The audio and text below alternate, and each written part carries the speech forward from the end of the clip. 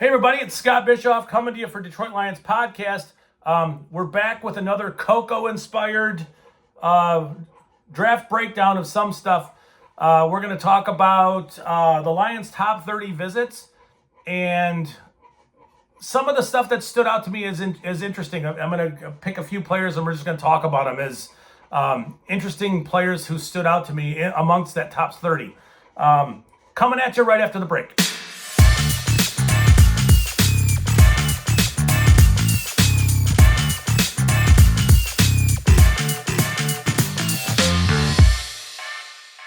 Lions have their top 30 visits working.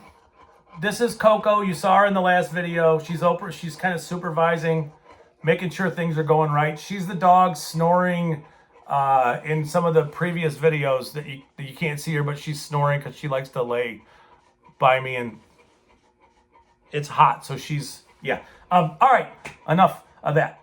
So top 30 observations. The Lions have kind of hid their intentions at times. So their top 30 visits list isn't necessarily something that we absolutely should lock into and pay attention to, and that their top, 2 or 3 picks is going to come from this group of 30. Not necessarily. These are just 5 guys that stand out to me as players who would be nice additions at the point where you'd have to draft them.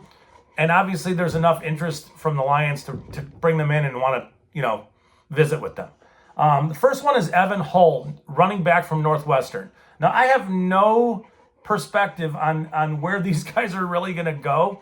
I don't necessarily have a chart where I think they're going to go round by round in that kind. I think Evan Holmes might be a 4th or 5th round pick. We'll see.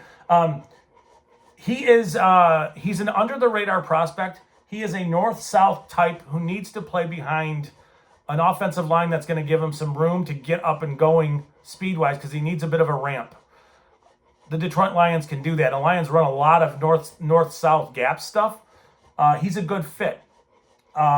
He's a really nice fit behind what the Lions like to do offensively, and he's really effective catching the ball out of the backfield. I want to say he had 55 catches last year. Please check me on that. That could be a possible made-up number. I don't think it is, but you never know. I think it was like 55 for like 500 plus yards. Again, the north-south type with really good contact balance. Needs a little bit of room to get up to speed. Not really going to run, away from everybody, but still, as a developmental backup piece in this offense, he's interesting. The next guy is Iowa tight end Sam Laporta. I didn't really want to talk about Iowa tight ends just because I didn't love the last one that we took, but obviously we took him. The Lions took him a lot earlier than they took T.J. Hawkinson 8th a couple years ago, 4 or 5 years ago. Laporta is a different player than Hawkinson. Laporta is a very good athlete. I think he tested better than a lot of people thought he would. I find him to be a super intriguing prospect on day 2. Somewhere on day 2, maybe mid-round 2, maybe late round 2, early round 3 kind of thing. I know that might be a little early for some. And the Lions might be set at the tight end position. They may not have any interest at all in adding, anybody. But I look at like Luke Schoonmaker from Michigan. I think he'd be very intriguing in this offense. Laporta is too. Tons of catches, very productive at Iowa.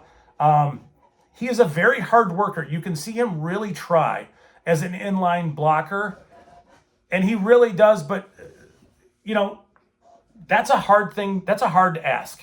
And it's not like he's moving bodies in line. So, he tries, he gives his effort, he does all that stuff. It's just, I think he's sort of, I don't know that I would line him up solely in line because I think you're asking him to fail if you do that. But I don't also think that he is perfect as like a move tight end either. So he's almost between two worlds. And we'll see how his pro career works out. I think I did it again. I think he tested better than anybody thought he would. Very interesting player as a pass catcher and a chain moving type. He's really savvy with the way he sets up routes. There are times when he'll allow a defender to get into his body to break up passes where if he used his body better, he could be more productive. But that's nitpicking a touch. He's a very effective pass catcher. Intriguing player. He's one of the guys in that top 30 that popped. This guy, the next guy I'm going to talk about, well, it's actually the next two, but dismiss that. Let's talk about Jamie Robinson, the safety from Florida State, next. And we'll save the best two for last. So, Jamie Robinson is small. He's small. He plays very tough and very feisty, and he's got that sort of, little dog demeanor where he's just always a pain in the ass. He's not going to knock you out, hit you, but he's going to get involved in all of it. He's athletic enough to be, an interesting prospect as a safety. But again, he's small, and you can see him working to overcome his size. I think this is a player who is the opposite of Laporta in some ways, that he's a much better player than Tester. And it's one of those things where maybe if it's just special teams where you bring him in and you think, okay, this guy's going to work hard to play well on special teams, and he's really going to help us on special teams. And there's a lot of value in that. I think there's some versatility to his game.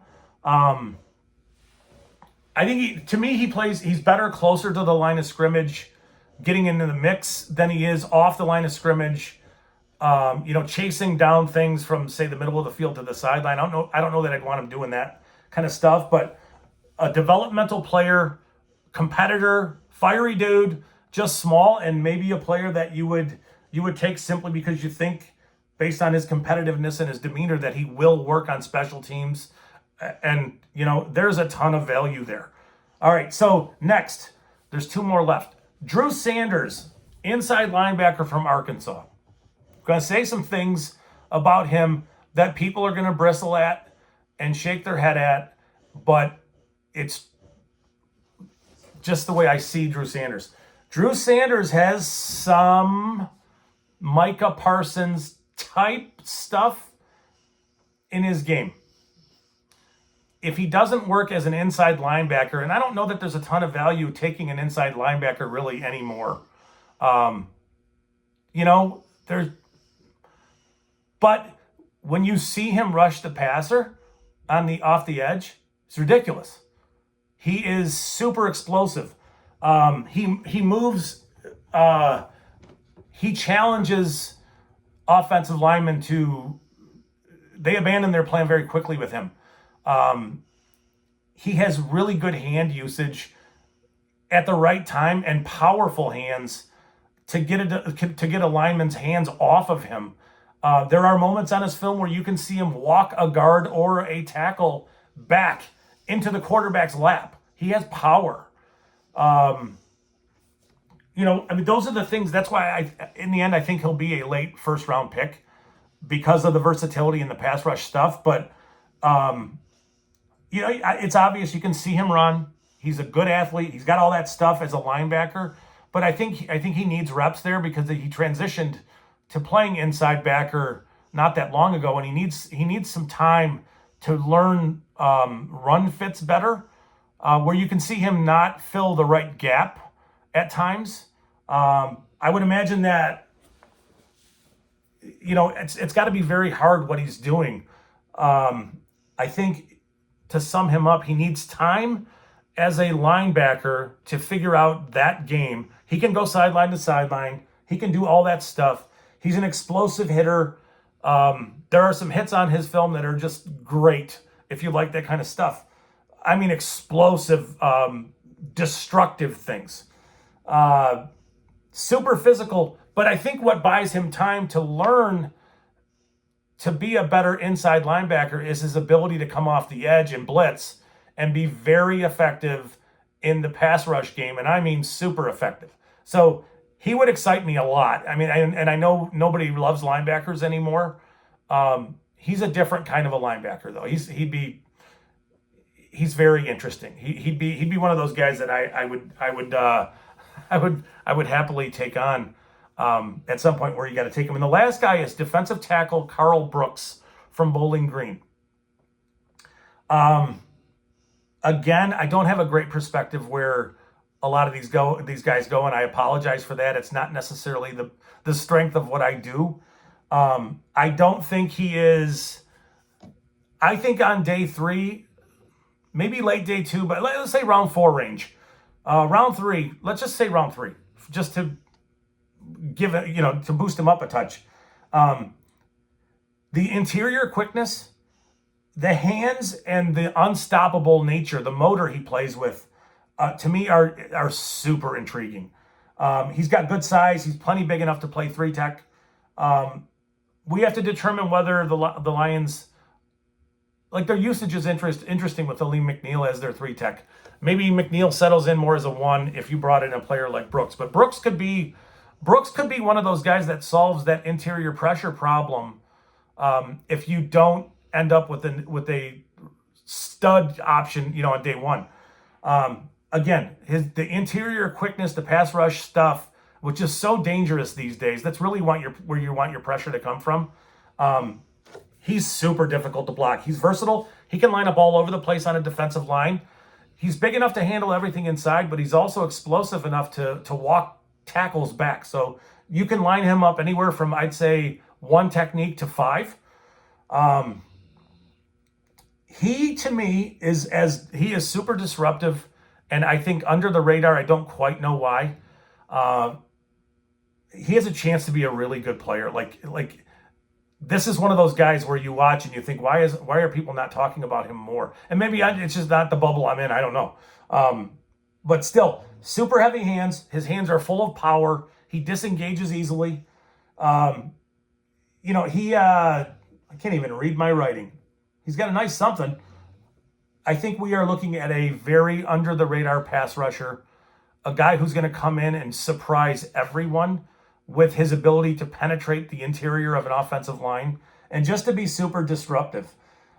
He has, he's not disruptive like Jalen Carter is, and he's not like Kalijah Kant, not like that. It's more traditional stuff, but he's very heavy. And once he gets his hands latched on, he's moving you or he's shedding you. I would say the only weakness in his game is maybe getting moved when he allows an offensive lineman to get their hands on him first, and he allows them into his chest where he can get moved a little bit. He can get washed a touch. But still, we're not talking about a premium pick. You're talking about a player who's going to come in and stun everybody at his ability to just be disruptive, and disruption is production. Those are your 5. I know I just told you about Sanders, who I expect to be a late 1st, and Brooks, who I expect to be maybe a middle 3rd. But those guys, to me, are super, super intriguing. That's where it is. We're 2 weeks out. Super excited about where we are. There's more to come.